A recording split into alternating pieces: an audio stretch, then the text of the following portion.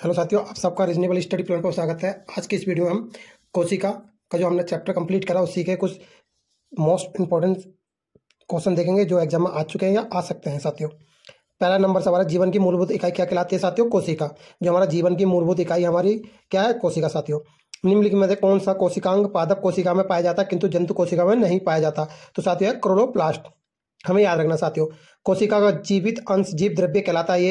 यह किससे निर्मित होता है? साथियों, तो साथियों जो हमारा जीव द्रव्य होता है उसमें कोशिका द्रव्य, केंद्रक द्रव्य तथा अन्य कोशिकांग सब शामिल होते हैं। साथियों, जीव द्रव्य में निम्नलिखित में किन कोशिकाओं में नाभिक नहीं होता है? साथियों, तो याद रखना साथियों, लाल रक्त कोशिका जिसे हम RBC कहते हैं साथियों, हमारे खून में पाई जाती है। साथियों, निम्न में से किस कोशिका का आत्मघाती बैग कहा जाता है? साथियों, तो कोशिका का आत्मघाती बैग लाइसोसोम को कहा जाता है। साथियों, इसे हम कोशिका का परमाणु बम भी कहते हैं। साथियों, निम्नलिखित में से किस कोशिका का ऊर्जा घर भी कहा जाता है? साथियों, तो माइटोकॉन्ड्रिया को ऊर्जा घर कहा जाता है कोशिका का।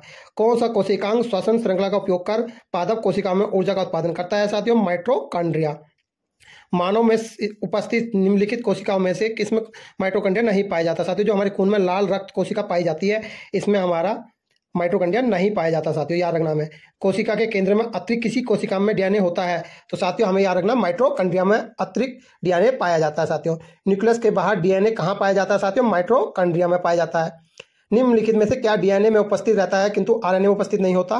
तो याद रखना, DNA में थाइमिन होता है और RNA में यूरेसिल होता है। साथियों, RNA का प्राथमिक कार्य क्या है? साथियों, प्रोटीन संश्लेषण करना। आनुवांशिक यूनिट अर्थात जीन कहाँ पाए जाते हैं?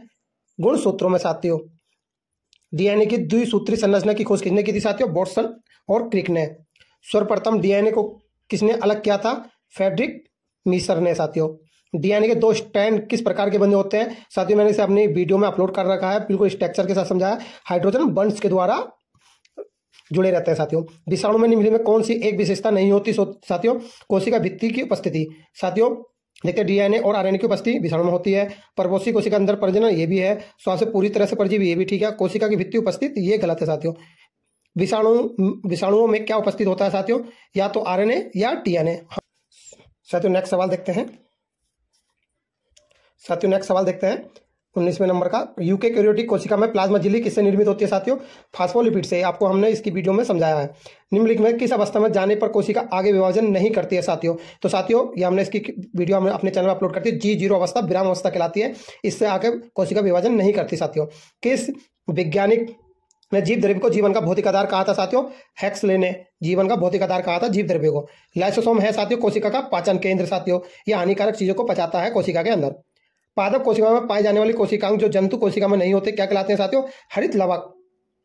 जब गुणसूत्र में बिना विभाजन के कोशिका में विभाजन होता है तो उसे क्या कहते हैं? साथियों, असूत्री विभाजन। साथियों, कोशिका झिल्ली किससे बनी होती है? साथियों, प्रोटीन और लिपिड से। साथियों, जो अभी हमने बताया था फास्फोलिपिड।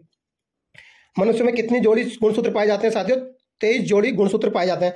गुणसूत्र की वीडियो भी अपने चैनल पर हमने अपलोड कर दी है। साथियों, निम्नलिखित में किस वैज्ञानिक को कोशिका विज्ञान का जनक कहा जाता है? रॉबर्ट हुक को। साथियों, निम्नलिखित में से कौन से जीव कोशिका सिद्धांत का पालन नहीं करते हैं? साथियों, जीवाणु जो कोशिका सिद्धांत का पालन नहीं करते हैं। साथियों, निम्नलिखित में किस जीव को सजीव व निर्जीव के मध्य की कड़ी माना जाता है? साथियों, विषाणु को। निम्नलिखित में सुमेलित करना। साथियों, देखते हैं तो सबसे पहले देखते हैं सबसे बड़ी पादप कोशिका। तो साथियों, इसका पहले का हमारा फर्स्ट ही है कार्पेलोटैक्सीफोलिया। पुरुषों में सबसे छोटी कोशिका, तो साथियों इसका है 4थे नंबर का शुक्राणु। मानव में सबसे बड़ी कोशिका, तो मानव में सबसे बड़ी कोशिका साथियों तंत्रिका कोशिका। सबसे बड़ी कोशिका शुतुरमुर्ग का अंडा। साथियों, इस टाइप के सवाल काफी अक्सर पूछे जाते हैं साथियों, मिलान वाले। निम्नलिखित में जीवों की कोशिका भित्ति और उसके निर्माणकर्ता पदार्थ के आधार पर वर्गों को सम्मिलित करना। साथियों में तो देखते हैं कोशिका भित्ति। पादप कोशिका भित्ति साथियों मैंने आपको बताया था किसकी बनी होती है? सेलुलोज की।